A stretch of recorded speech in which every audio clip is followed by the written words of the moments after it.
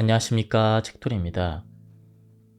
오늘 소개해드릴 책은 삶은 덜어낼수록 더 단단해진다입니다. 저자는 이길환, 출판사는 필름입니다. 바로 본문을 보겠습니다. 노자는 춘추 전국시대의 초나라 사람으로 도가의 창시자라 불립니다.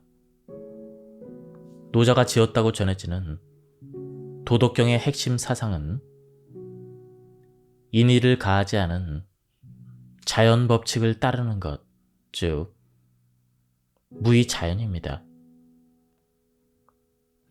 그런데 내달리듯 살아가는 인생에서 억제함을 빼라는 무의자연 사상은 자칫 현실에 안주하라고 종용하는 듯 합니다. 하지만 타고난 본성을 깨닫고 있는 그대로의 자연스러움을 되찾는 일이야말로 온전히 성장할 수 있는 유일한 방법입니다. 사람은 자연스럽지 않은 일을 할 때 무리해서 힘을 쓰게 됩니다. 그리고 그런 일들이 계속되다 보면 몸과 마음의 부담이 쌓여갑니다. 이 부담감은 점차 자기 능력을 발휘하는 데 걸림돌이 되며 어느 순간부터 우리가 더 이상 앞으로 나가지 못하게 합니다. 결국 인생에서 자연스러움이 사라지는 순간 만족도 쉼도 없는 허울뿐인 삶을 살게 되는 것이죠. 노자는 몰아치는 광풍과 소나기도 하루를 가지 않는다고 합니다.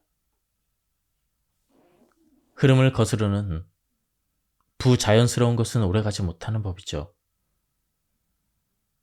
그러니 평온한 일생을 유지하려면 삶의 부자연스러운 것들을 덜어내야 합니다.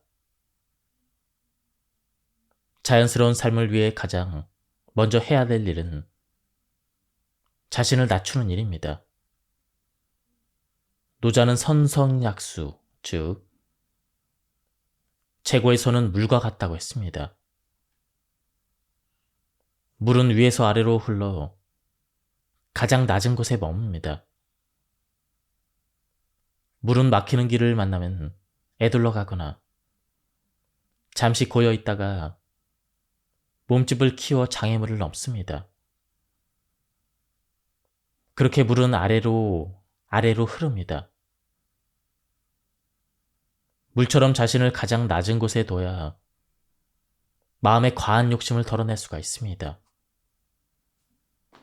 만족을 모르는 삶은 남과 자신을 시도 때도 없이 비교하며 허상을 쫓게 만듭니다. 그러다 결국 욕심은 욕망이 되어 일상을 부자연스러운 곳에 넘기고 맙니다. 삶은 예측할 수 없는 것 투성이기 때문에 늘 불안합니다. 하지만 노자는 이런 불안한 삶을 조금 다르게 받아들입니다. 노자가 말하는 자연의 법칙을 받아들이면 지금 불어닥친 광풍은 언젠가 순풍이 되리라는 것을 알게 됩니다. 그렇게 낮아지고 비워낸 마음에 희망을 채우면 됩니다. 인생을 물처럼 유연하게 살 수 있다면 얼마나 좋을까요?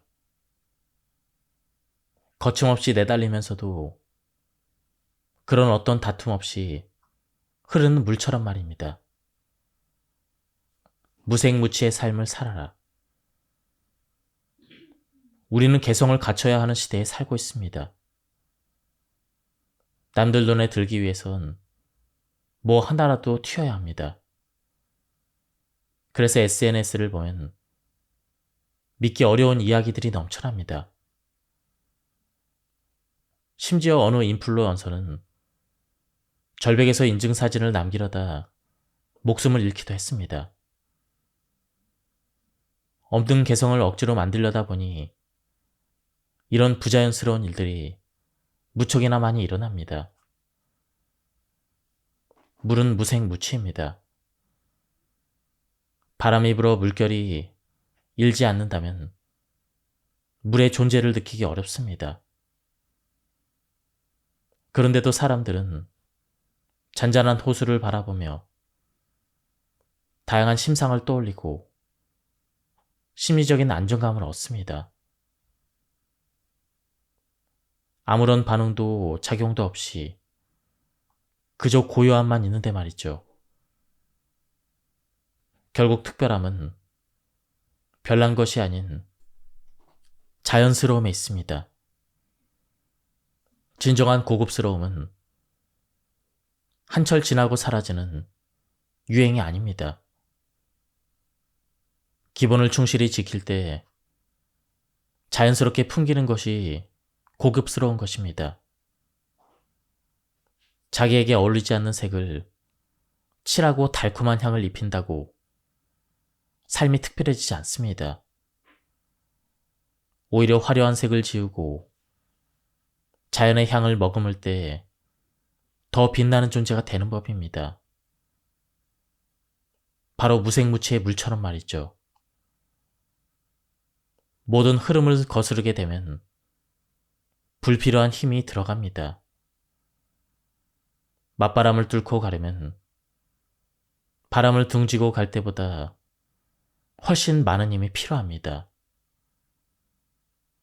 물길을 거스를 때도 마찬가지입니다. 물의 흐름을 탈 때보다 몇 배는 수고스럽습니다. 일상에서도 흐름에 벗어난 일을 하게 되면 각종 마찰을 겪게 됩니다. 잘 흘러가던 일도 어우러지고 같이 일하거나 만나는 사람과도 괜히 마찰이 생깁니다. 불필요한 곳에 힘을 쏟다 보니 사소한 다툼도 해결이 쉽지 않습니다. 이처럼 한번 흐름을 거스르기 시작하면 범람하는 하천처럼 물길이 제멋대로 흐트러집니다. 우리는 보통 원하는 결과를 얻지 못할 때 억지를 부리곤 합니다. 하지만 바라던 바를 이루지 못했더라도 그동안의 한 노력이 어디로 사라지는 것은 아닙니다. 또한 무의미한 일이 되는 것도 아닙니다. 인생의 미끄럼이 되는 경험을 얻었으니 그것은 절대 실패가 아닙니다. 그러니 인생의 시련이 찾아와도 무리하게 흐름을 거스르려 하기보다는 지친 마음을 추스리고 자연스러운 흐름을 되찾는 것이 더 좋은 방법입니다. 때로는 뜨거운 태양빛으로 물이 모두 말라가기도 합니다. 하지만 괜찮습니다. 그 물은 대기에 스며들어 세상을 촉촉하게 적시는 비로 내릴 테니 말이죠. 높은 곳에서 낮은 곳으로 빈틈을 찾아 흐르는 물처럼 유연한 마음으로 살아가면 평화롭게 살 수가 있습니다. 지금은 여린 한 줄기에 불과할지라도 오롯이 흐르고 흘러가면 작은 웅덩이를 가득 채울 수가 있습니다. 그리고 거기에 또다시 한 방울이 더해진다면 나만의 물줄기를 새롭게 만들어낼 수가 있습니다. 물은 흐름을 타면 거세집니다. 장마철에 연일 내린 비로 하천의 물이 불어납니다. 작은 냇물이 불어나 흐름을 타게 되면 집채만한 바위도 쉽게 옮깁니다. 장마철 계곡을 끼고 있는 곳에서는 밤새 천둥 소리가 들리는데 그 중에 일부는 물살에 휩쓸린 바위가 서로 부딪혀 나는 소리입니다. 이렇듯 부드러운 물이 흐름을 타면 거대한 힘을 냅니다. 물처럼 사는 삶이 유약한 듯 보여도 제대로 된 흐름을 타면 거칠 것이 없습니다. 하루하루 지내는 보통의 날은 작은 물방울과 같습니다. 손가락에 얹어둔 작은 한 방울의 물은 체온에 달아올라 금세 사라집니다. 하지만 몇 방울을 더하면 손에 묻은 먼지를 지울 수가 있습니다. 그리고 몇 방울을 더하면 갈증을 해소할 수 있을 한 모금의 물이 됩니다. 그렇게 조금씩 물방울을 더하면 작은 냇물이, 하천이, 강이, 드넓은 바다가 됩니다. 결국 인생의 흐름을 만들기 위해서는 보통의 날들을 잘 살아야 합니다. 한 달 중에 잘 걷고, 잘 먹고, 잘 자는 날이 얼마나 될까요? 곰곰이 생각해보니 그리 많지 않습니다. 충분히 걸어서 갈 만한 마트까지 꼬박꼬박 승용차를 타고 한 입만 더를 외치며 목구멍까지 음식을 밀어 넣습니다. 또한 손에서 스마트폰을 내려놓지 못하고 새벽까지 눈을 혹사시킵니다. 결국 숙면을 취하지 못해서 괴로운 아침을 맞이합니다. 이제는 잘 걷고 잘 먹고 잘 자기 위해 노력해야 합니다. 생각보다 강한 의지를 다지면서 말이죠. 그렇게 자신을 조절하기 시작하자 삶에 놀라운 변화가 일어납니다. 내딛는 한 걸음도 온전한 의지를 담을 수 있게 되고 배부른 정도를 정확하게 인지하고 있으니 더 이상 과식하지 않습니다. 또한 잠자리에 드는 과정은 숙면을 위한 기원제와도 같이 진지해집니다. 이렇게 하루를 잘 보낸다면 인생의 흐름은 거센 물결이 되어 작은 냇물이, 하천이, 강이, 드넓은 바다를 이루게 될 것입니다. 노자의 도덕경 48장에서 아무것도 하는 일이 없지만 하지 못하는 것이 없다라고 합니다. 무이란 아무것도 하는 일이 없음을 의미합니다. 그런 행위 자체가 없는데 어떻게 무언가를 이룰 수 있단 말인지 선뜻 이해가 되지 않습니다. 어떻게 보면 노자의 이 말은 삶의 무관심한 태도로 일관하라라는 뜻으로 여겨지기도 합니다. 하지만 노자의 말을 무위의 실천으로 인생을 바르게 이끈다라는 의미로 받아들인다면 무위는 결코 소극적인 삶의 자세가 아닙니다.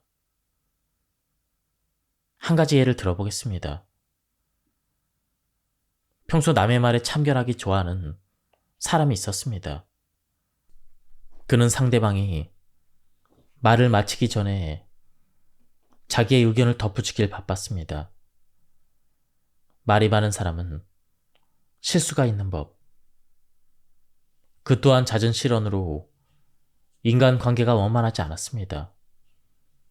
그런데도 그는 자신을 되돌아보기는커녕 또 다른 참견거리를 찾았습니다. 어느 날 주위를 돌아보니 그의 곁에는 아무도 남아있지 않았습니다. 혼자 남은 그는 지난 날을 후회하며 이렇게 말했습니다.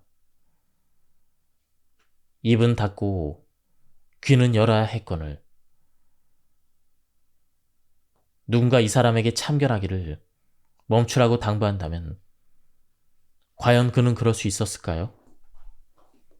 아마 양손으로 입을 틀어막지 않는 한 자기도 모르게 튀어나오는 말을 막지 못했을 것입니다. 그에게 말하지 않는 무의는 절대 쉬운 일이 아닐 것입니다. 만약 그가 지금이라도 참견하고 싶은 마음을 억누르고 말을 아낀다면 그의 삶은 어떻게 흘러갈까요?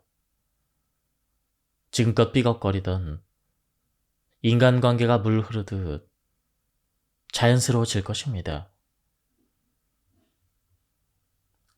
하지 않으면서 하지 못하는 것이 없다라는 것은 바로 이런 의미입니다. 삶이 자연스러움을 거스르는 유의로 흘러갈 때 그 유의를 적극적으로 행하지 않는 것이 바로 무의인 것입니다. 자연스러움을 거스르는 유의를 알아차려라. 삶에서 얻을 수 있는 귀중함은 꼭 무언가를 행하는 것에 반대 급부로 구해지는 것이 아닙니다. 때로는 말하지 않고 행동을 하지 않음으로써 자연스럽게 얻어지는 것이죠. 해와 바람이 지나가는 나그네의 옷을 벗길 수 있는지를 두고 내기를 했습니다. 먼저 바람이 나그네의 옷을 날려버리기 위해 호기롭게 돌풍을 일으켰습니다. 하지만 바람이 거셀수록 나그네는 옷깃을 더욱 움켜쥐었습니다. 바람의 도전이 실패한 뒤 태양은 뜨거운 열기를 내뿜기 시작했습니다. 그러자 더위를 견디지 못한 나그네는 옷을 모조리 벗어버렸습니다. 자연스러움을 거스리는 돌풍은 인생에서 버려야 될 유위입니다. 자기를 따르지 않는 자를 손으로 잡아 끈다고 해서 그의 마음마저 얻을 수는 없습니다. 상대가 스스로 움직이겠다는 각오를 다져야만 마음도 함께 움직일 수가 있습니다. 그리고 그 시작은 자연스럽지 못한 일을 하지 않는 무의입니다. 이렇듯 아무것도 하지 않으면서 이뤄내는 무의의 삶은 자연스러움을 찾아가는 과정입니다. 만약 지금 하는 일이 잘 풀리지 않거나 인간 관계에 어려움을 겪고 있다면 지금 당장 하지 않음을 선택해야 합니다. 때로는 너 잘 되려고 한 말이야. 내가 그렇게 행동한 건 이유가 있어서야. 이렇게 생각할 수가 있습니다. 하지만 그 모든 것은 자연스러움을 벗어난 유위임을 깨달아야 합니다. 유위를 버리고 자연스러움을 무위로 드러낼 때 애써 구하지 않아도 얻어지는 것입니다. 노자의 도덕경 제45장에서 크게 이룬 것은 오히려 부족한 듯 하다고 말합니다. 세상에 완벽한 것은 없습니다. 모든 것이 유기적으로 흐르는 자연에서도 영원 불멸의 완벽함이란 존재하지 않습니다. 세상의 만물은 불완전함 속에서 변화를 거듭하며 서로 조화를 이루기 위해 움직일 뿐입니다. 노자가 말하는 큰 성취란 불완전함을 받아들이는 삶의 자세에서 비롯됩니다.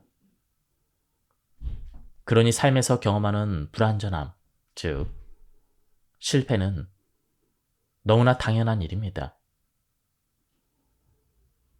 지금의 현실을 있는 그대로 받아들이고 변화하기 위해 노력할 때 노자가 말하는 큰 성취를 이룰 수가 있습니다. 인생에는 성공만 있을 수는 없습니다.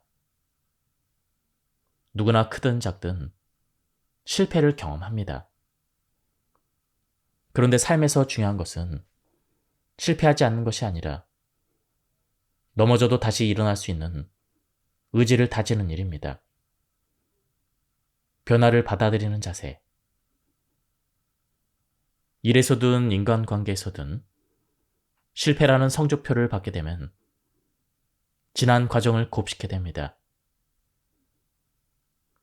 그런데 자신이 어느 지점에서 잘못됐는지 도무지 알 수 없을 때가 있습니다. 한 개인이 모든 상황을 통제할 수 없기 때문에 원인을 찾아낸들 결과는 쉽게 바뀌지 않습니다. 실패한 상황에 매몰될수록 자책하는 시간이 길어질 뿐입니다. 그래서 한시라도 빨리 상황을 털고 일어나는 것이 중요합니다. 그런데 그냥 잊고 새로 시작하자. 네 잘못이 아니야. 정말 어쩔 수 없는 상황이었잖아. 다음에 잘하면 되지. 이런 주변 사람들의 위로는 전혀 힘이 되지 않습니다. 오직 자기 의지로 각오를 다질 때 시련을 딛고 일어설 수가 있습니다. 이때 중요한 것은 변화를 받아들이는 자세입니다. 세상에 완벽한 것은 없습니다. 대자연도 완전함이 불완전함으로, 불완전함이 완전함으로 변하는 순환의 고리를 따릅니다.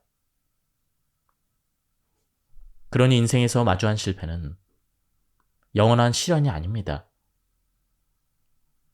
오히려 언제든 성취로 이어질 수 있는 인생의 보고인 것입니다.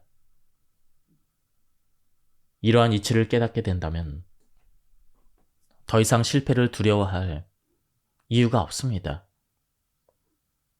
노자가 말한 큰 성공을 이루기 위해서는 오히려 부족해야 하기 때문입니다. 아주 오래전 라디오 공익 광고에 나온 이야기를 하나 소개하겠습니다. 한 남자가 공원을 지나는데 마침 어린 학생들이 편을 나눠서 야구 시합을 하고 있었습니다. 경기 내용이 궁금했던 남자는 수비 중인 학생에게 점수를 물었습니다. 학생이 대답을 했습니다.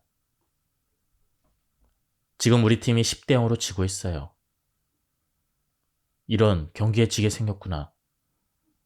남자는 학생에게 안타까운 마음을 전하며 말했습니다. 그러자 학생은 고개를 갸우뚱하더니 대답했습니다.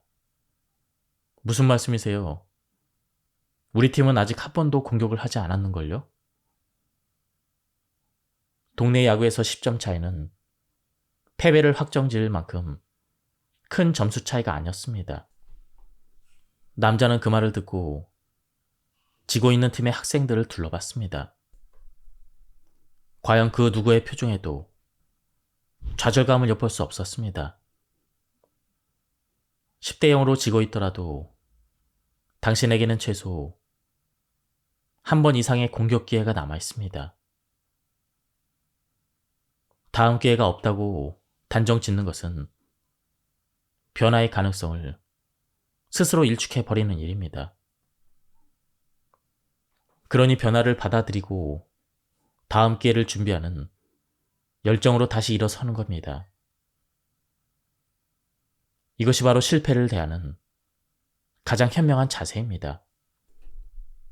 도덕경 제23장에서 노자는 거세게 부는 바람도 아침 반나절이면 멈추고 소나기도 하루를 넘기지 않는다라고 말합니다. 그리고 이어서 천지 자연조차 부자연스러운 것은 오래가지 못하니 사람도 이를 본받아 부자연스러움을 버려야 한다라고 강조하고 있습니다. 노자는 모든 것이 순리대로 흐르는 자연에서조차 광풍과 소나기는 자연스러움을 벗어난 일이라고 생각했습니다. 응축된 힘이 한순간에 폭발해 나무를 쓰러뜨리고 물길을 어지럽게 트는 것은 억지 힘이 들어간 유의에 가깝다고 여긴 것입니다. 우리는 때로는 몸에 맞지 않는 옷을 입고 살아갑니다. 원치 않은 일을 해야 될 때도 있습니다. 그럴수록 말이 많아지고 행동은 부자연스러워집니다. 그런데 사람은 천지자연이 아니기 때문에 거센 광풍과 폭우를 멈춰 세우기가 쉽지 않습니다. 그러니 우리가 할 수 있는 최선은 마음을 단단히 고쳐먹는 일입니다. 먼저 인생에 휘몰아치는 비바람을 알아차려 합니다. 요즘에는 휴가에도 잘 쉬지 못하는 사람도 많습니다. 휴가를 쉬는 시간으로 여기지 않기도 하며 오히려 휴가 동안 아무것도 하지 않는 것을 시간 낭비라고 생각하는 경우도 덜어 있습니다. 그래서 무리한 일정으로 해외에 여행을 떠나기도 하고 매일 빈틈없이 친구들을 만나고 미뤄두었던 드라마를 몰아보며 휴가를 꽉꽉 채워 보냅니다. 그런데 삶에 멈춤이 없으면 휘몰아치는 비바람을 느낄 수 없습니다. 잠시 단 10분만이라도 눈을 감고 다음 질문을 스스로에게 던져보세요. 나의 삶은 자연스러운가? 내가 느끼는 만족은 거짓된 것이 아닌가? 마음을 잠시 돌아보면 지금 자기 인생에 어떤 비바람이 휘몰아치는지 느낄 수가 있습니다. 바쁜 일상에 회피하고 있던 문제들이 떠오를 것입니다.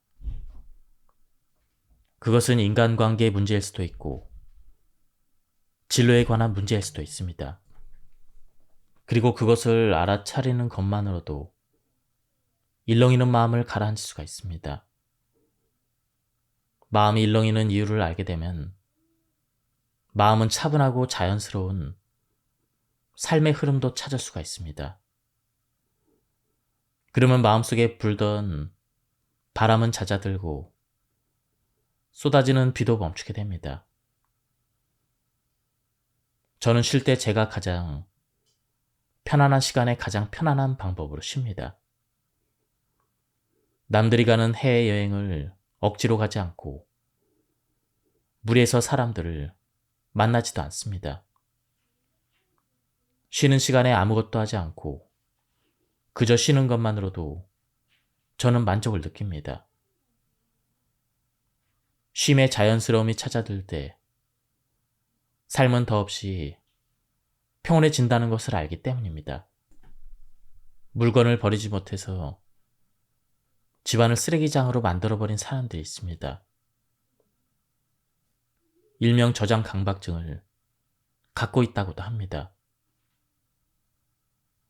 신체의 건강 못지않게 정신 건강의 중요성이 대두되면서 심리적인 문제를 질병으로 다루기도 합니다.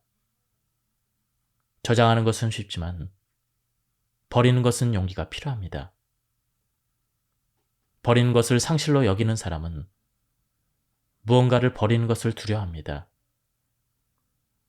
마치 자기의 신체 일부가 잘려나가는 듯 불안해하기까지 합니다. 그러니 버리기 위해서는 꽤 많은 용기가 필요합니다. 물건이든 감정이든 보내줘야 하는 때가 있습니다. 그때가 바로 용기를 내야 하는 때입니다. 잡은 손을 놓아버리면 당장이라도 무너질 것 같지만 그렇지 않습니다. 잘 비워낸 공간에는 후회와 연민이 아닌 희망이 들어찰 테니 말이죠. 사랑하는 사람과의 이별은 상상하기 힘든 고통입니다. 그래서 현실을 받아들이지 못하고 행복했던 나날을 되새기며 살아갑니다. 이제 그 사람을 보내주기 위해 애써 꺼내 보이지 않았던 감정을 조심스레 집어듭니다. 그리고 용기를 냅니다. 그렇게 잠깐의 정적이 흐른 뒤 홀가분해진 마음에는 어느새 희망이 자리 잡기 시작합니다. 현재에 만족하는 삶은 시시각각 변하는 요즘 시대와 동떨어진 이상주의로 여겨지기도 합니다. 하지만 이는 하나라도 더 배우고 익혀야 치열한 경쟁에서 살아남을 수 있다는 생각에서 비롯된 착각입니다.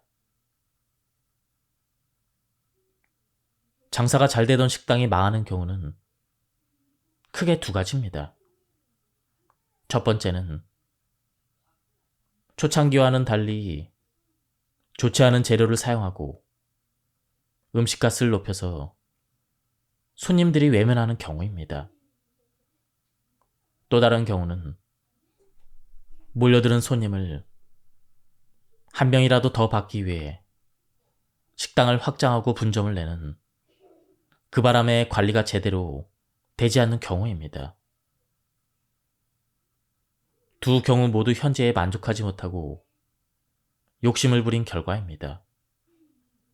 만족을 모르면 결국 손안의 것을 놓치고 맙니다.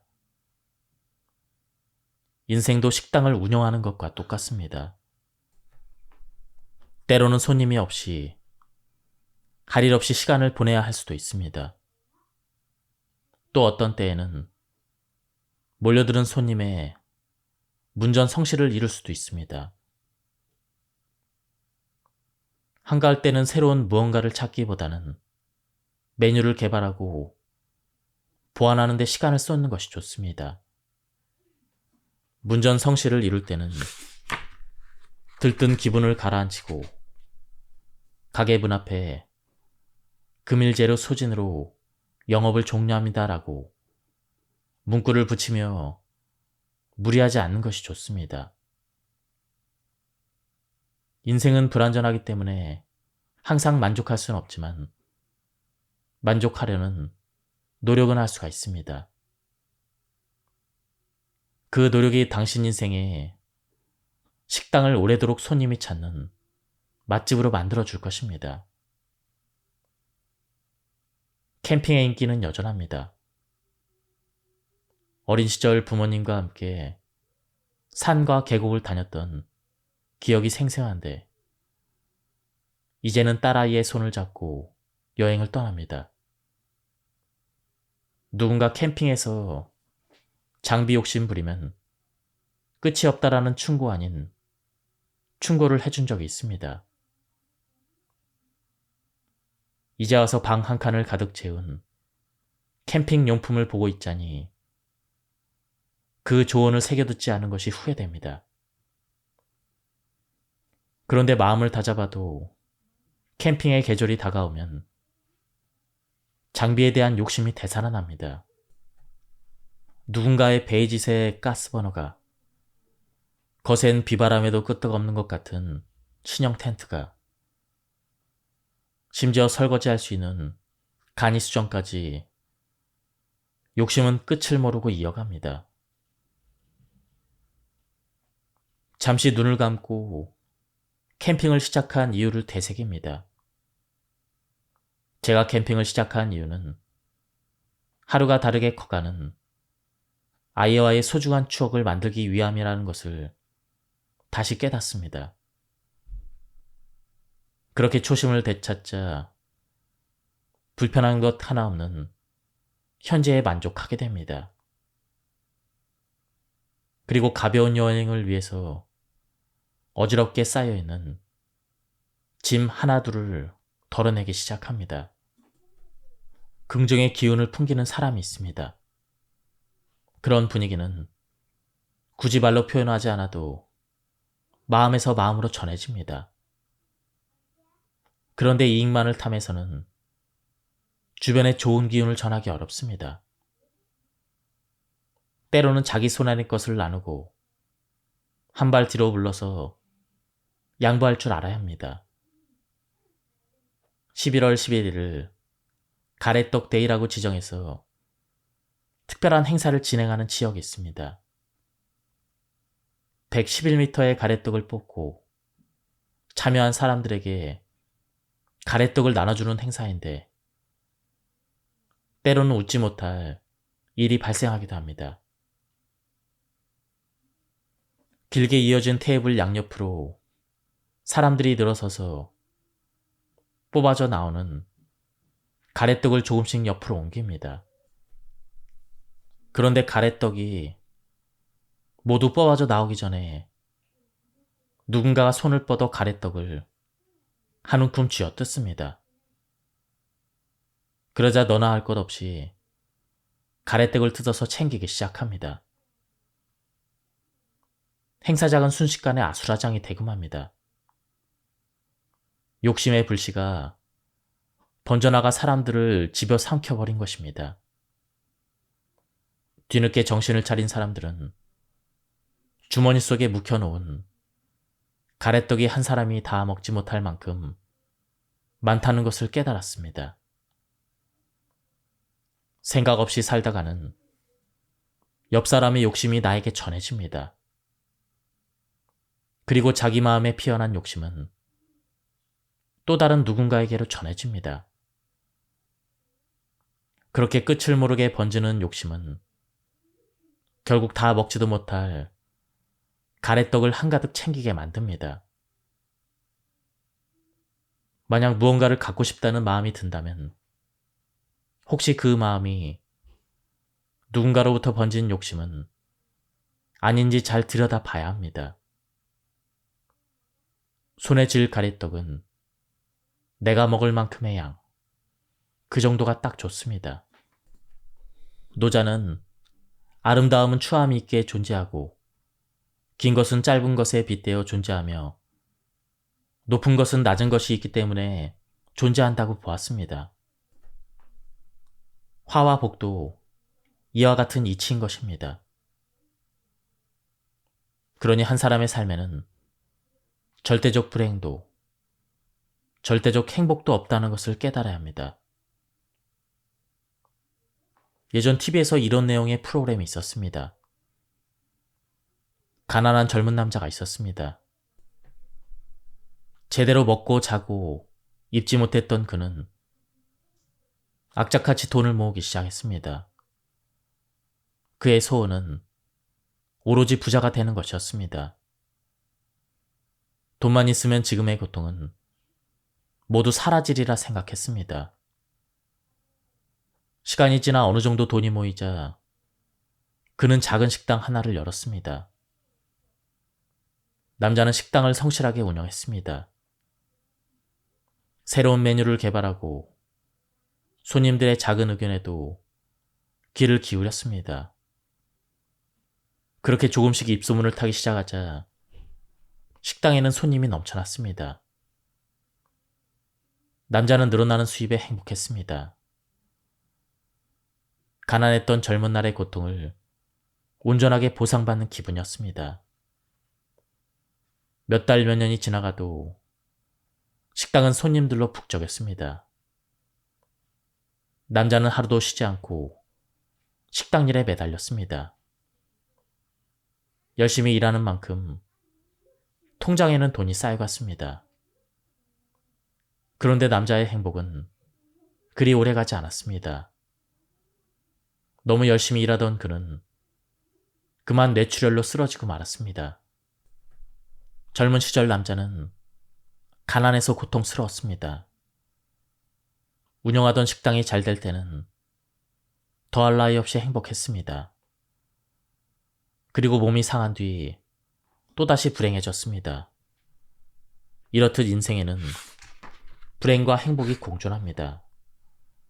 그래서 우리는 인생지사 세옹지마, 말을 얻고 이름에 일이 일비하지 않는 노인의 지혜를 배워야 합니다. 행복과 불행은 동전의 양면입니다. 프리랜서는 한 직장에 매여 있지 않아 자유롭습니다. 남들이 복잡한 지하철을 타고 출근할 때 브런치 카페에 들러 여유를 즐길 수가 있습니다. 하지만 고정된 수입이 없어서 수시로 통장 잔액을 확인하며 일거리를 찾아 나서야 합니다. 자유로워서 행복하지만 자유로워서 불행합니다. 이처럼 행복과 불행은 동전의 양면과 같습니다. 동전이라는 하나의 상황을 두고 앞면과 뒷면을 오가며 행복이 불행으로, 불행이 행복으로 바뀌는 것입니다. 처음 이야기에서 남자는 불행이 행복으로, 행복이 불행으로 바뀌는 삶을 경험했습니다. 그런데 사실 남자에게는 모든 순간 행복과 불행이 함께 했습니다. 상황마다 동전을 어떤 면으로 두는가에 따라 삶은 행복이 되기도 하고 불행이 되기도 하는 것입니다. 다시 이야기 속의 남자의 일생을 되돌아봅시다. 젊은 날 남자는 돈이 없어서 불행했지만 높은 산도 단숨에 오를 수 있을 만큼 건강해서 행복했습니다. 장사가 잘 될 땐 많은 돈을 만질 수 있어서 행복했지만 주변의 소중한 사람을 챙길 수 없어서 불행했습니다. 힘든 재활 치료를 이어갈 때는 예전의 모습으로 돌아가지 못할 거라는 불안감에 고통스러웠지만 생애 처음으로 가족과 진솔한 대화를 나눌 수 있어서 행복했습니다. 고통으로 점철된 불행한 삶에도 반드시 행복이 있습니다. 불행을 행복으로 바꾸는 일은 엄지와 검지를 들어 동전을 뒤집는 일입니다. 동전을 절대로 뒤집을 수 없다고 여기는 그 마음이 가벼운 동전을 천근처럼 느껴지게 만드는 것입니다. 당신의 행복과 불행이 새겨진 동전은 자기 의지로 언제든 뒤집을 수 있음을 깨달아야 합니다. 그렇습니다. 자기 손에 쥐어진 동전을 뒤집을 수 있는 사람은 오로지 자신뿐입니다. 지금까지 이 책에 대한 리뷰를 모두 마쳤습니다. 이 책은 노자의 사상을 쓴 책 중에서도 가독성이 굉장히 좋았습니다. 저자는 나눔 서재라는 유튜브 채널을 운영하고 계신데요. 시간이 되시면 한번 들러서 유튜브를 한번 들어보시는 것도 괜찮을 것 같습니다. 그리고 책도 한번 구해서 읽어보실 것을 추천드립니다. 여기서 리뷰를 마치도록 하겠습니다. 감사합니다. 안녕하십니까, 책토리입니다. 오늘 소개해드릴 책은 삶은 덜어낼수록 더 단단해진다입니다. 저자는 이길환, 출판사는 필름입니다. 바로 본문을 보겠습니다. 노자는 춘추 전국시대의 초나라 사람으로 도가의 창시자라 불립니다. 노자가 지었다고 전해지는 도덕경의 핵심 사상은 인의를 가하지 않은 자연 법칙을 따르는 것, 즉 무의자연입니다. 그런데 내달리듯 살아가는 인생에서 억제함을 빼라는 무의자연 사상은 자칫 현실에 안주하라고 종용하는 듯 합니다. 하지만 타고난 본성을 깨닫고 있는 그대로의 자연스러움을 되찾는 일이야말로 온전히 성장할 수 있는 유일한 방법입니다. 사람은 자연스럽지 않은 일을 할 때 무리해서 힘을 쓰게 됩니다. 그리고 그런 일들이 계속되다 보면 몸과 마음의 부담이 쌓이갑니다. 이 부담감은 점차 자기 능력을 발휘하는 데 걸림돌이 되며 어느 순간부터 우리가 더 이상 앞으로 나가지 못하게 합니다. 결국 인생에서 자연스러움이 사라지는 순간 만족도 쉼도 없는 허울뿐인 삶을 살게 되는 것이죠. 노자는 몰아치는 광풍과 소나기도 하루를 가지 않는다고 합니다. 흐름을 거스르는 부자연스러운 것은 오래가지 못하는 법이죠. 그러니 평온한 일생을 유지하려면 삶의 부자연스러운 것들을 덜어내야 합니다. 자연스러운 삶을 위해 가장 먼저 해야 될 일은 자신을 낮추는 일입니다. 노자는 선성약수, 즉 최고의 손은 물과 같다고 했습니다. 물은 위에서 아래로 흘러 가장 낮은 곳에 머뭅니다.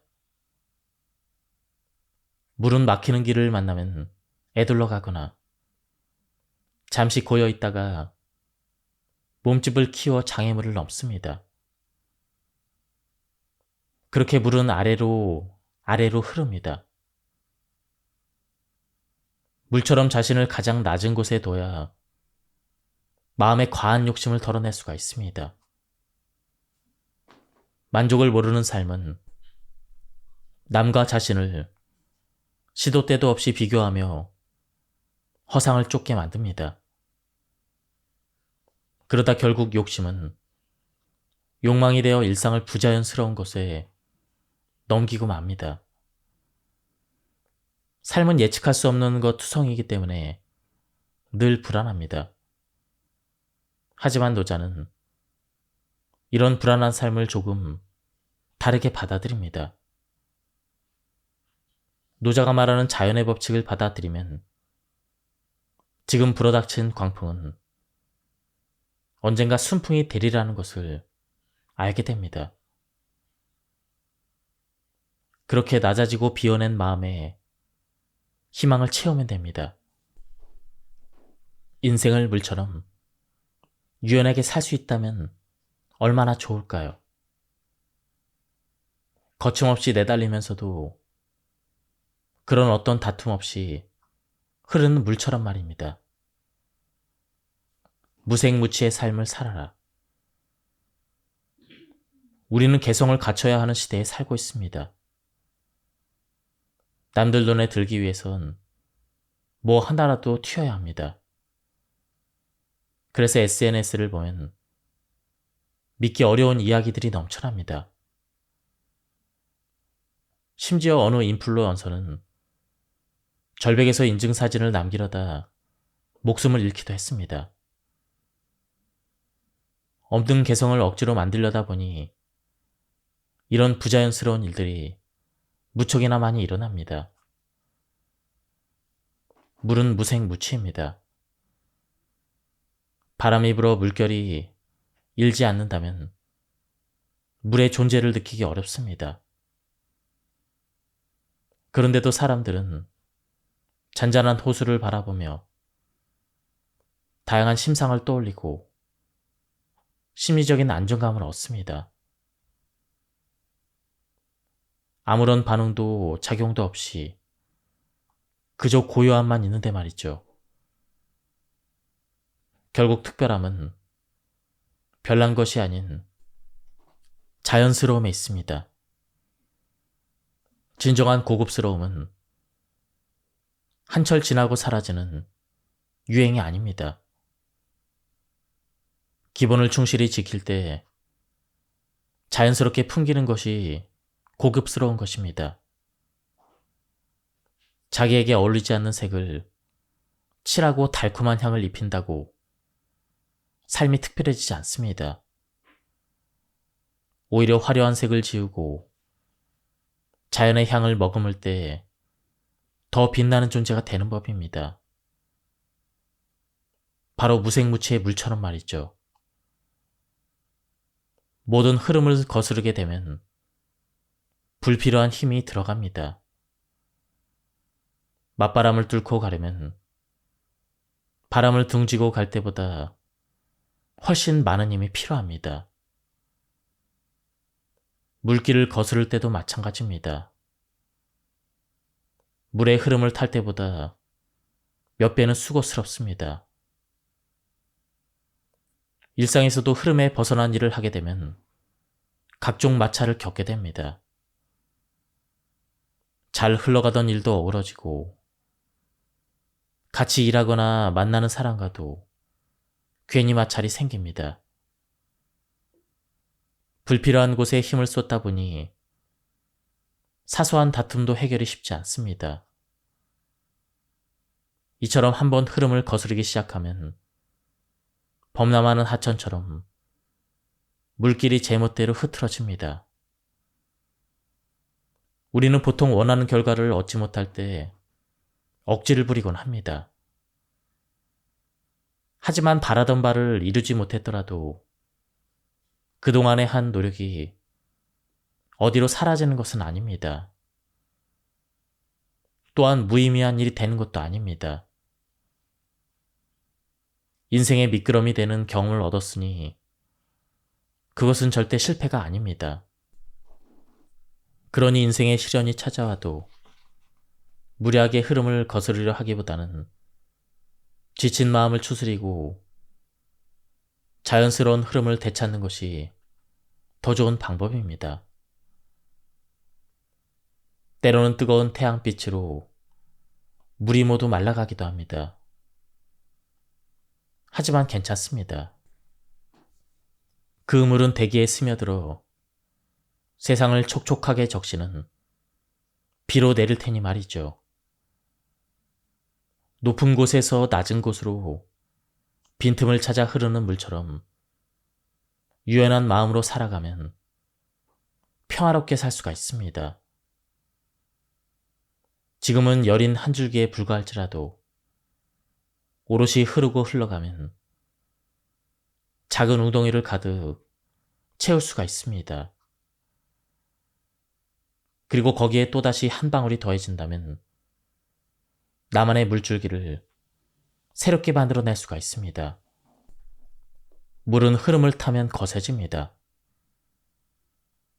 장마철에 연일 내린 비로 하천의 물이 불어납니다. 작은 냇물이 불어나 흐름을 타게 되면 집채만한 바위도 쉽게 옮깁니다. 장마철 계곡을 끼고 있는 곳에서는 밤새 천둥 소리가 들리는데 그 중에 일부는 물살에 휩쓸린 바위가 서로 부딪혀 나는 소리입니다. 이렇듯 부드러운 물이 흐름을 타면 거대한 힘을 냅니다.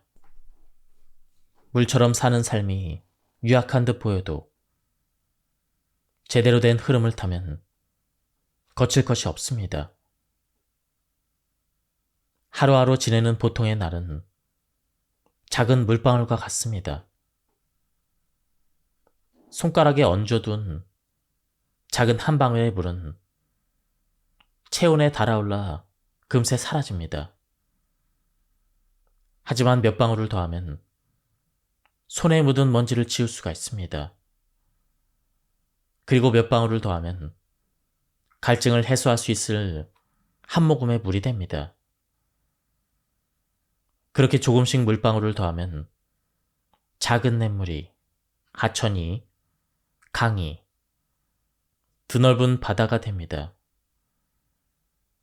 결국 인생의 흐름을 만들기 위해서는 보통의 날들을 잘 살아야 합니다. 한 달 중에 잘 걷고, 잘 먹고, 잘 자는 날이 얼마나 될까요? 곰곰이 생각해보니 그리 많지 않습니다.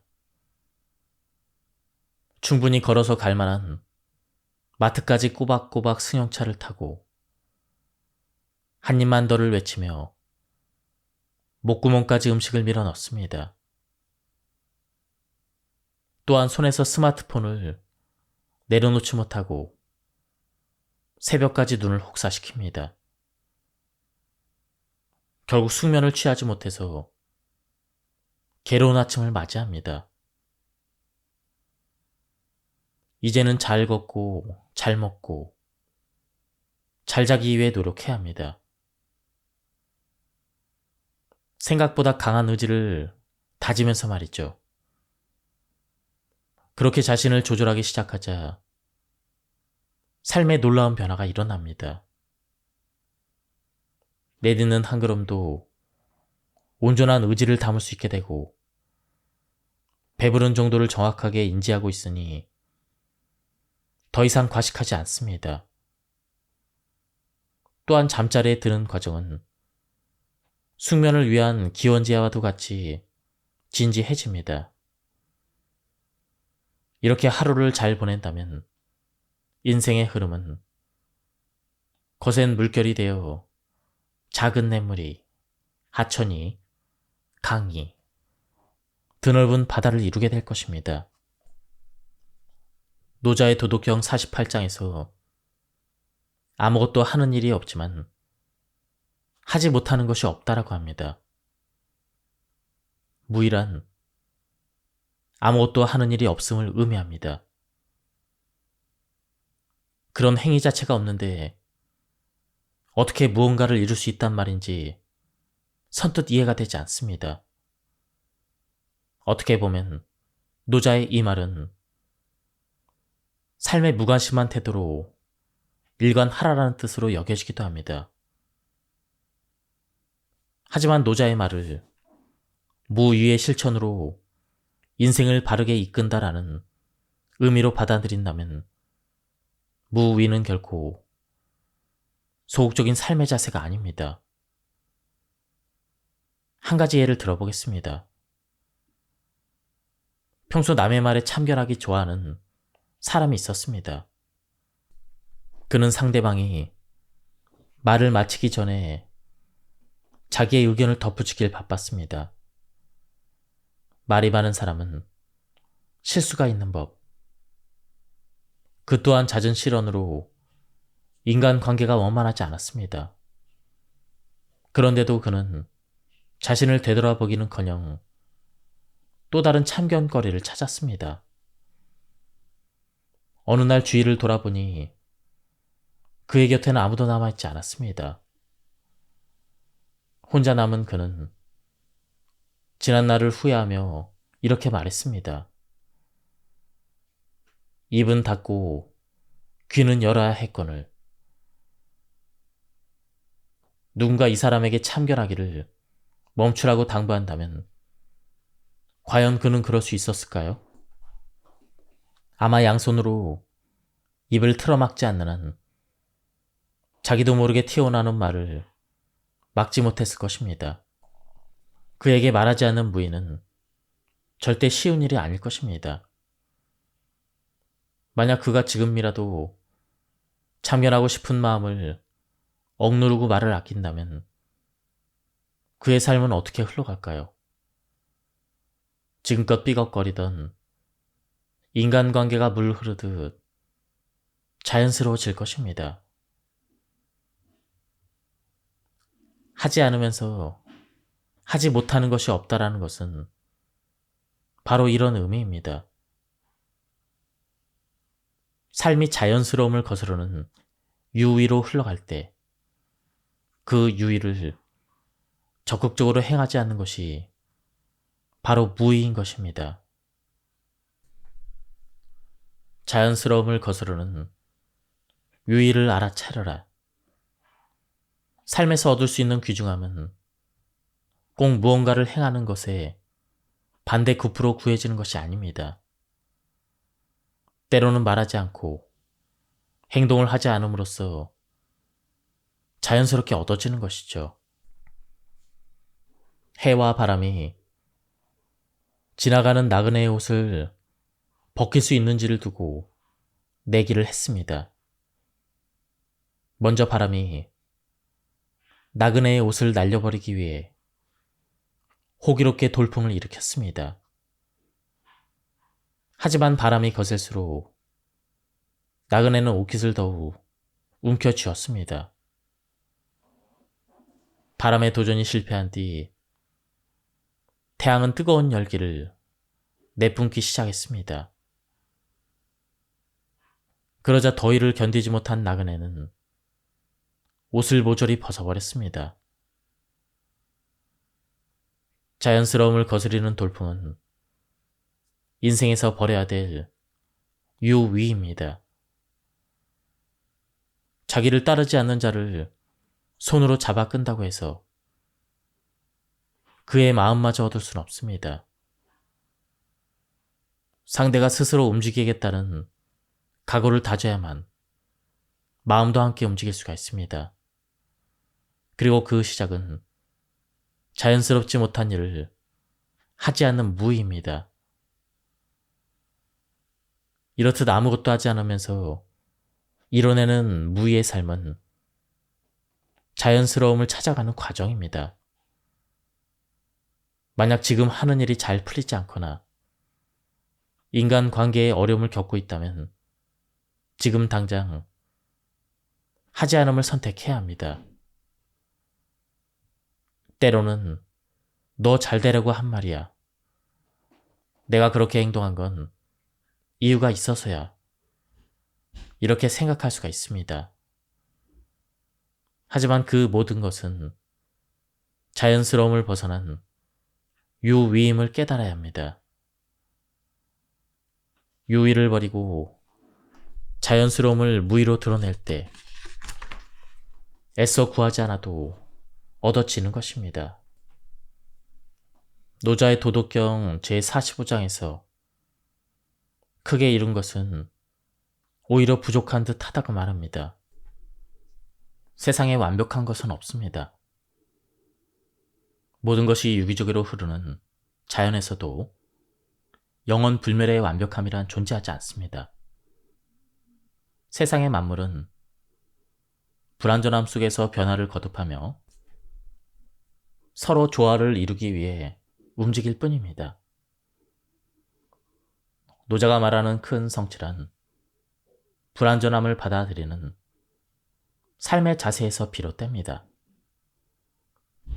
그러니 삶에서 경험하는 불완전함, 즉 실패는 너무나 당연한 일입니다. 지금의 현실을 있는 그대로 받아들이고 변화하기 위해 노력할 때 노자가 말하는 큰 성취를 이룰 수가 있습니다. 인생에는 성공만 있을 수는 없습니다. 누구나 크든 작든 실패를 경험합니다.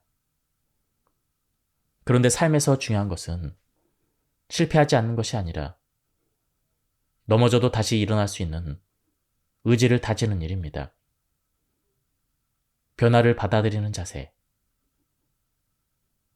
일에서든 인간관계에서든 실패라는 성적표를 받게 되면 지난 과정을 곱씹게 됩니다. 그런데 자신이 어느 지점에서 잘못됐는지 도무지 알 수 없을 때가 있습니다. 한 개인이 모든 상황을 통제할 수 없기 때문에 원인을 찾아낸들 결과는 쉽게 바뀌지 않습니다. 실패한 상황에 매몰될수록 자책하는 시간이 길어질 뿐입니다. 그래서 한시라도 빨리 상황을 털고 일어나는 것이 중요합니다. 그런데 그냥 잊고 새로 시작하자. 네 잘못이 아니야. 정말 어쩔 수 없는 상황이었잖아. 다음에 잘하면 되지. 이런 주변 사람들의 위로는 전혀 힘이 되지 않습니다. 오직 자기 의지로 각오를 다질 때 시련을 딛고 일어설 수가 있습니다. 이때 중요한 것은 변화를 받아들이는 자세입니다. 세상에 완벽한 것은 없습니다. 대자연도 완전함이 불완전함으로, 불완전함이 완전함으로 변하는 순환의 고리를 따릅니다. 그러니 인생에서 마주한 실패는 영원한 시련이 아닙니다. 오히려 언제든 성취로 이어질 수 있는 인생의 보고인 것입니다. 이러한 이치를 깨닫게 된다면 더 이상 실패를 두려워할 이유가 없습니다. 노자가 말한 큰 성공을 이루기 위해서는 오히려 부족해야 하기 때문입니다. 아주 오래전 라디오 공익 광고에 나온 이야기를 하나 소개하겠습니다. 한 남자가 공원을 지나는데 마침 어린 학생들이 편을 나눠서 야구 시합을 하고 있었습니다. 경기 내용이 궁금했던 남자는 수비 중인 학생에게 점수를 물었습니다. 학생이 대답을 했습니다. 지금 우리 팀이 10대 0으로 지고 있어요. 이런, 경기에 지게 생겼구나. 남자는 학생에게 안타까운 마음을 전하며 말했습니다. 그러자 학생은 고개를 갸우뚱하더니 대답했습니다. 무슨 말씀이세요? 우리 팀은 아직 한 번도 공격을 하지 않았는걸요? 동네 야구에서 10점 차이는 패배를 확정지을 만큼 큰 점수 차이가 아니었습니다. 남자는 그 말을 듣고 지고 있는 팀의 학생들을 둘러봤습니다. 과연 그 누구의 표정에도 좌절감을 엿볼 수 없었습니다. 10대 0으로 지고 있더라도 당신에게는 최소 한 번 이상의 공격 기회가 남아 있습니다. 다음 기회가 없다고 단정 짓는 것은 변화의 가능성을 스스로 일축해버리는 일입니다. 그러니 변화를 받아들이고 다음 기회를 준비하는 열정으로 다시 일어서는 겁니다. 이것이 바로 실패를 대하는 가장 현명한 자세입니다. 도덕경 제23장에서 노자는 거세게 부는 바람도 아침 반나절이면 멈추고 소나기도 하루를 넘기지 않는다라고 말합니다. 그리고 이어서 천지 자연조차 부자연스러운 것은 오래가지 못하니 사람도 이를 본받아 부자연스러움을 버려야 한다라고 강조하고 있습니다. 노자는 모든 것이 순리대로 흐르는 자연에서조차 광풍과 소나기는 자연스러움을 벗어난 일이라고 생각했습니다. 응축된 힘이 한순간에 폭발해 나무를 쓰러뜨리고 물길을 어지럽게 트는 것은 억지 힘이 들어간 유의에 가깝다고 여긴 것입니다. 우리는 때로는 몸에 맞지 않는 옷을 입고 살아갑니다. 원치 않은 일을 해야 될 때도 있습니다. 그럴수록 말이 많아지고 행동은 부자연스러워집니다. 그런데 사람은 천지자연이 아니기 때문에 거센 광풍과 폭우를 멈춰 세우기가 쉽지 않습니다. 그러니 우리가 할 수 있는 최선은 마음을 단단히 고쳐먹는 일입니다. 먼저 인생에 휘몰아치는 비바람을 알아차려야 합니다. 요즘에는 휴가에도 잘 쉬지 못하는 사람도 많습니다. 휴가를 쉬는 시간으로 여기지 않기도 하며 오히려 휴가 동안 아무것도 하지 않는 것을 시간 낭비라고 생각하는 경우도 덜어 있습니다. 그래서 무리한 일정으로 해외에 여행을 떠나기도 하고 매일 빈틈없이 친구들을 만나고 미뤄두었던 드라마를 몰아보며 휴가를 꽉꽉 채워 보냅니다.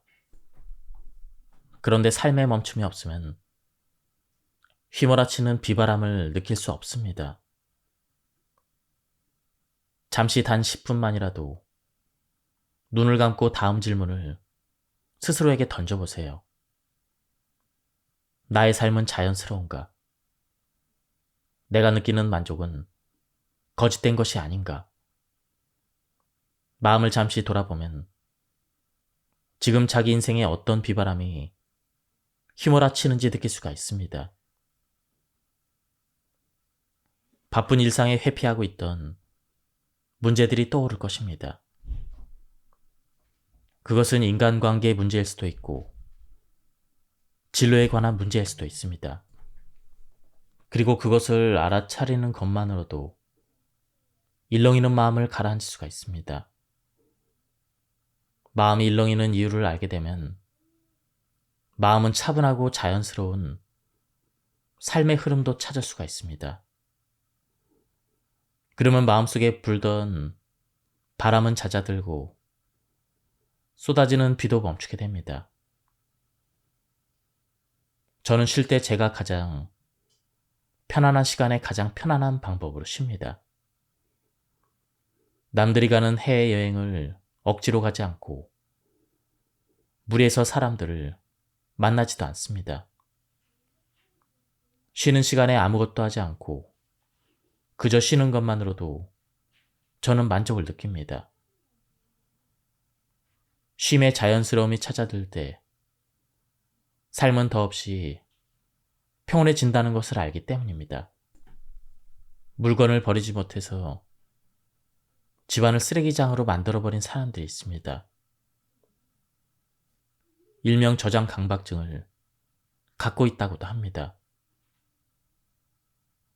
신체의 건강 못지않게 정신 건강의 중요성이 대두되면서 심리적인 문제를 질병으로 다루기도 합니다. 저장하는 것은 쉽지만 버리는 것은 용기가 필요합니다. 버리는 것을 상실로 여기는 사람은 무언가를 버리는 것을 두려워합니다. 마치 자기의 신체 일부가 잘려나가는 듯 불안해하기까지 합니다. 그러니 버리기 위해서는 꽤 많은 용기가 필요합니다. 물건이든 감정이든 보내줘야 하는 때가 있습니다. 그때가 바로 용기를 내야 하는 때입니다. 잡은 손을 놓아버리면 당장이라도 무너질 것 같지만 그렇지 않습니다. 잘 비워낸 공간에는 후회와 연민이 아닌 기망이 들어찰 테니 말이죠.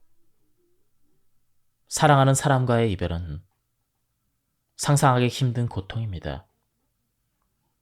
그래서 현실을 받아들이지 못하고 행복했던 나날을 되새기며 살아갑니다. 이제 그 사람을 보내주기 위해 애써 꺼내 보이지 않았던 감정을 조심스레 집어듭니다. 그리고 용기를 냅니다.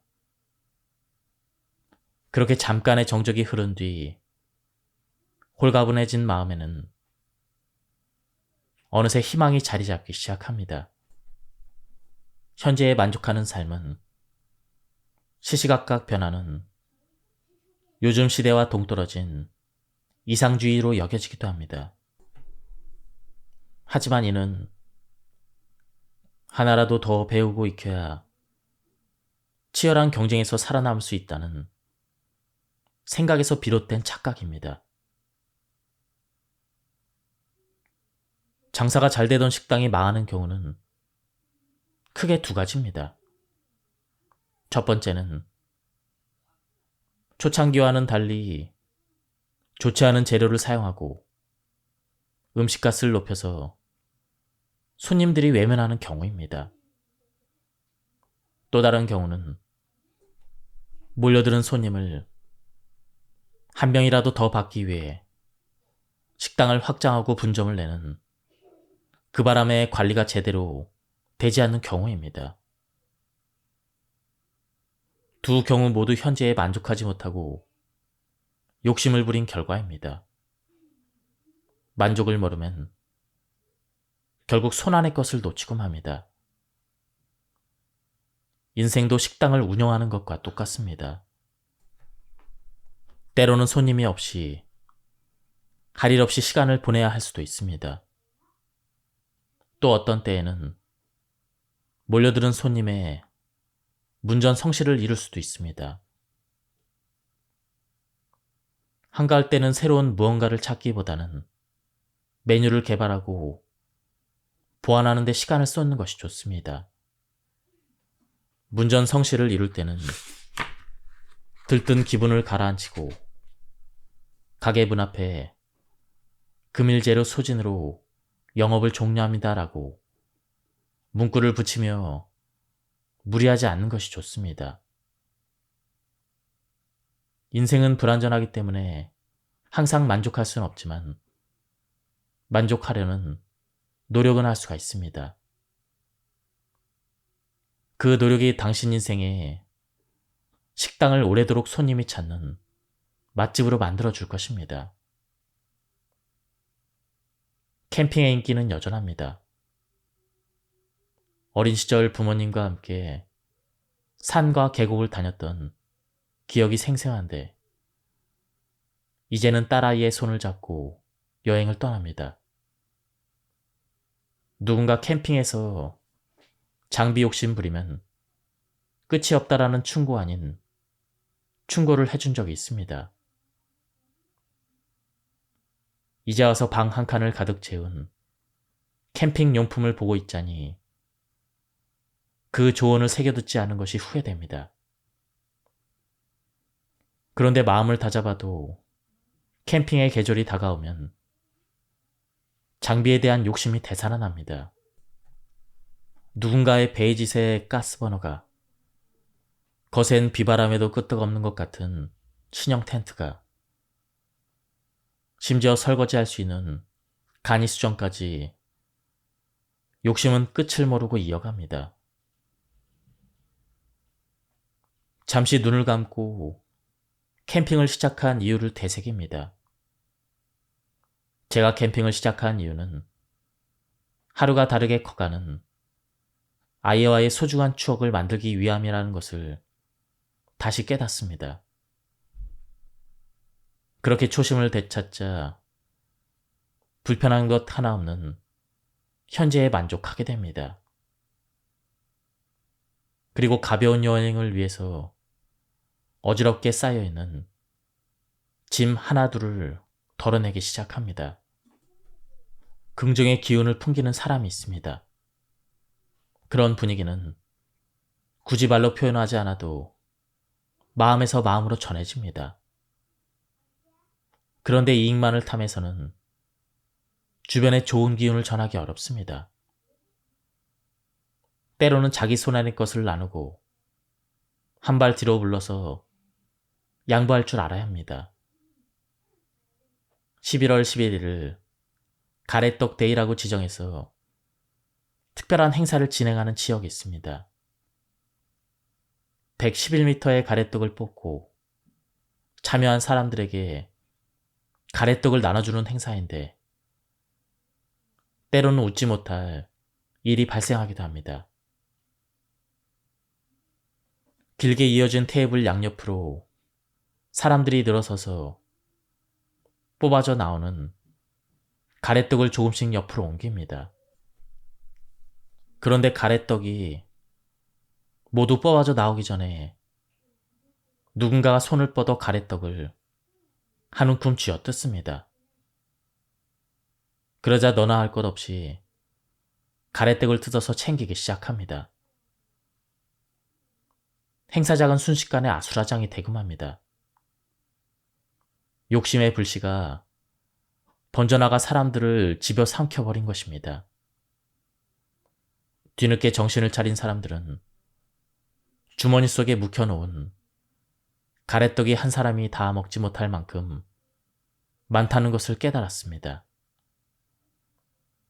생각 없이 살다가는 옆 사람의 욕심이 나에게 전해집니다. 그리고 자기 마음에 피어난 욕심은 또 다른 누군가에게로 전해집니다. 그렇게 끝을 모르게 번지는 욕심은 결국 다 먹지도 못할 가래떡을 한가득 챙기게 만듭니다. 만약 무언가를 갖고 싶다는 마음이 든다면 혹시 그 마음이 누군가로부터 번진 욕심은 아닌지 잘 들여다 봐야 합니다. 손에 쥘 가래떡은 내가 먹을 만큼의 양, 그 정도가 딱 좋습니다. 노자는 아름다움은 추함이 있게 존재하고 긴 것은 짧은 것에 빗대어 존재하며 높은 것은 낮은 것이 있기 때문에 존재한다고 보았습니다. 화와 복도 이와 같은 이치인 것입니다. 그러니 한 사람의 삶에는 절대적 불행도 절대적 행복도 없다는 것을 깨달아야 합니다. 예전 TV에서 이런 내용의 프로그램이 있었습니다. 가난한 젊은 남자가 있었습니다. 제대로 먹고 자고 입지 못했던 그는 악착같이 돈을 모으기 시작했습니다. 그의 소원은 오로지 부자가 되는 것이었습니다. 돈만 있으면 지금의 고통은 모두 사라지리라 생각했습니다. 시간이 지나 어느 정도 돈이 모이자 그는 작은 식당 하나를 열었습니다. 남자는 식당을 성실하게 운영했습니다. 새로운 메뉴를 개발하고 손님들의 작은 의견에도 귀를 기울였습니다. 그렇게 조금씩 입소문을 타기 시작하자 식당에는 손님이 넘쳐났습니다.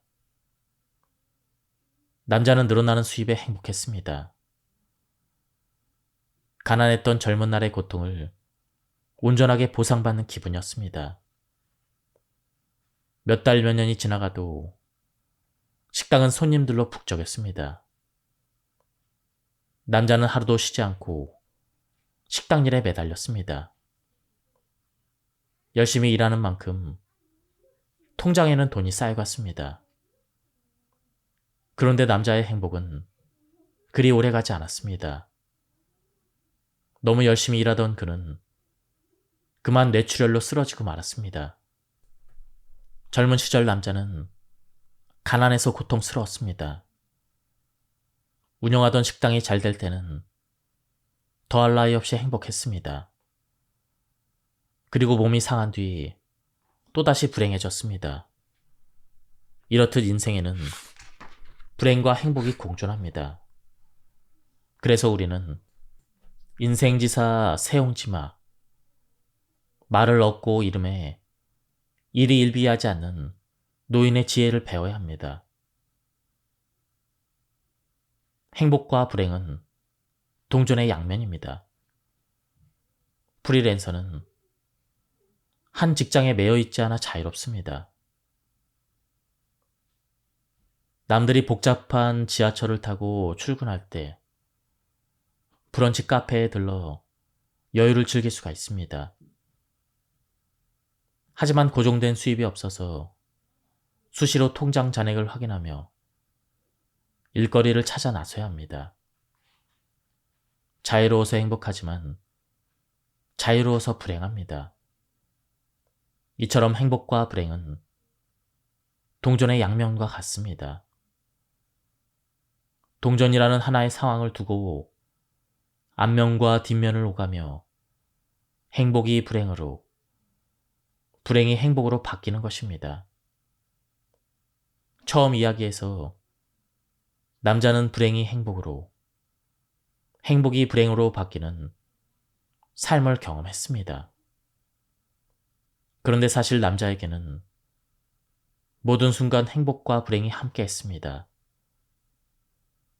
상황마다 동전을 어떤 면으로 두는가에 따라 삶은 행복이 되기도 하고 불행이 되기도 하는 것입니다. 다시 이야기 속의 남자의 일생을 되돌아봅시다. 젊은 날 남자는 돈이 없어서 불행했지만 높은 산도 단숨에 오를 수 있을 만큼 건강해서 행복했습니다. 장사가 잘 될 땐 많은 돈을 만질 수 있어서 행복했지만 주변의 소중한 사람을 챙길 수 없어서 불행했습니다. 힘든 재활 치료를 이어갈 때는 예전의 모습으로 돌아가지 못할 거라는 불안감에 고통스러웠지만 생애 처음으로 가족과 진솔한 대화를 나눌 수 있어서 행복했습니다. 고통으로 점철된 불행한 삶에도 반드시 행복이 있습니다. 불행을 행복으로 바꾸는 일은 엄지와 검지를 들어 동전을 뒤집는 일입니다.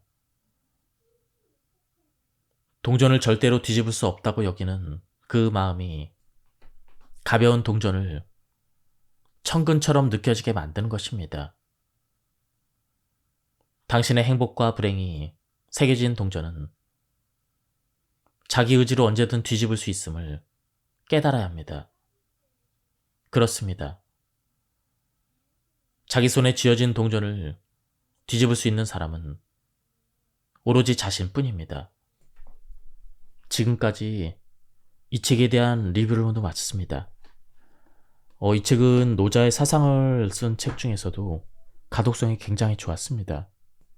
저자는 나눔 서재라는 유튜브 채널을 운영하고 계신데요. 시간이 되시면 한번 들러서 유튜브를 한번 들어보시는 것도 괜찮을 것 같습니다.